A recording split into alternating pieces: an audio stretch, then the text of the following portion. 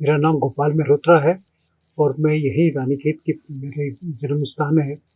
काशीनाथ मेहरोत्रा जी मेरे पिताजी हुआ करते थे, तो सदर बाज़ार में उनका दुकान थी।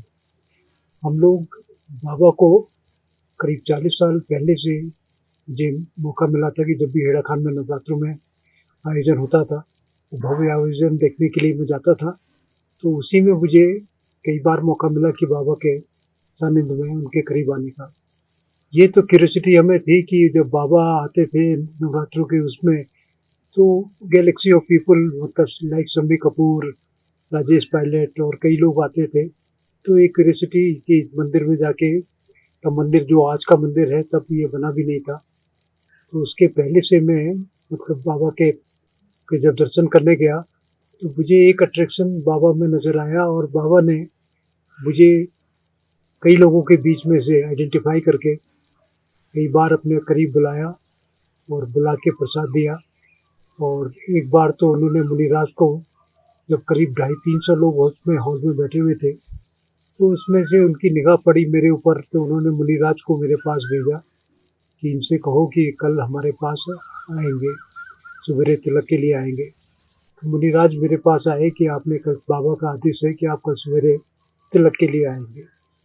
नेक्स्ट डे मैं जब 4 बजे वहाँ पहुँचा हूँ, तो मैं कुर्ता पजामा में गया। तो उसके बाद बाबा ने ऐसे ही जिक्र आया कि ये तो कुर्ता पजामा में आए हैं, तो बोले नहीं, इनको धोती दो। तो फिर मुझे धोती प्रदान की गई और मैं धोती पहन के बाबा से तिलक का वो करा। तो इसी से मेरा बाबा से रुझान बढ़ता गया। और जब मैं कीर्तन में बैठता था तो मुझे एक अनुभूति होती थी कि बाबा के साथ उनके चेहरे पे एक जो ग्लो और एक ऑरा उनका जो था, वो मुझे प्रभावित करता था। जबकि बाबा कोई प्रवचन नहीं देते थे, उसके बावजूद भी बाबा का अपना पर्सनैलिटी, अपना ऑरा इतना प्रभावशाली था कि आदमी उनकी तरफ खिंचा चला जाता था।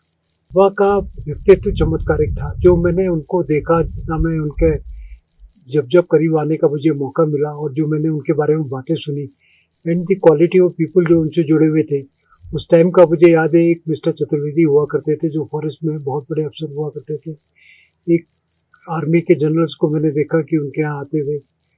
और पीपल ऑफ सब्सटेंस जो खुद ही काफ़ी नॉलेजेबल हुआ करते थे आध्यात्म के फील्ड में, वो उनके पास आते थे। तो ऐसा नहीं था कि खाली अंधविश्वास से लोग आते थे, कुछ उनके अंदर डिवाइन पावर थी जिससे अट्रैक्ट होकर लोग अपने आप खींचे चले आते थे। बाबा की सिंप्लिसिटी, एक मतलब मैंने देखा कि बाबा के अंदर कोई दिखावा नहीं था। बाबा ना तो कोई प्रवचन इस तरह के करते थे कि लोगों को मोटिवेट करें कि मेरी तरफ आओ। सिर्फ बाबा के अपने आप ही लोगों में एक जिज्ञासा उत्पन्न होती थी और वो लोग उनके समीप जाने का, एक उनके सानिध्य में रहने का एक अनुभूति उनको फील होती थी। मेडिटेशन एक आपको इनर पीस देती है और उसके साथ आपको डिसीजन लेने की क्षमता देती है। आज के दिनों में जहाँ इतने ज़्यादा लोग नेगेटिविटी की तरफ जा रहे हैं, मेडिटेशन आपको सशक्त बनाती है कि आप अपनी प्रॉब्लम से लड़ सकें और उनको पीसफुली झेल सकें। ये मैं फील करता हूँ। हमें महाराज ने धन्य किया। महाराज अपने डिसाइपल्स, मेरे ख्याल से कम से 20-25 लोग होंगे, जिसमें फॉरेनर्स भी थे, मुनिराज भी थे, वो सब लोग यहाँ आए थे और बाबा ने हमारे यहाँ अन्न ग्रहण किया। ये मेरे लिए बहुत ही सौभाग्य की बात है, जिसको मतलब वी वेर ब्लेस्ड बाय बाबा उस टाइम पर। और बहुत अच्छे रूप में 1 घंटा करीब बाबा ने अपना समय दिया।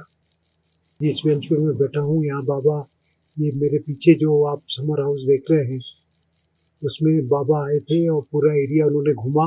बल्कि मुझे पानी की एक लोकेशन भी उन्होंने बताई थी कि यहाँ पानी निकलने की संभावना है, क्योंकि पानी हमारे यहाँ बड़ी दुर्लभ चीज़ होती है कि हम एग्रीकल्चर के लिए नहीं होता। तो मुझे क्यूरियोसिटी थी, तो मैंने महाराज से पूछा, तो उन्होंने मुझे एक स्पॉट कहा कि यहाँ खुदाई करके देखो, और वहाँ पानी निकला। मैं उसको पंप नहीं कर पाया अपने यहाँ, लेकिन पानी की फाइंडिंग उसमें आई। फिर मैं अपना एक संस्मरण सुनाना चाहता हूँ।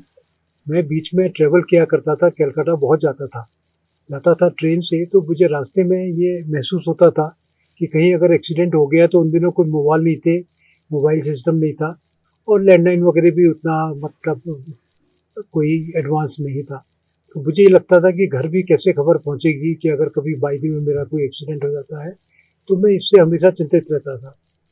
उसी के बाद जब मैं लौट के आया, तो मैं नवरात्रों में महाराज के यहाँ गया तो नवमी के दिन महाराज का प्रोसेशन निकल रहा था, तो उसमें काफ़ी लोग थे, तो मुझे लगा कि इस भीड़ में मैं महाराज तक नहीं पहुँच पाऊँगा, तो मैं दूर एक किनारे पे खड़ा हो गया।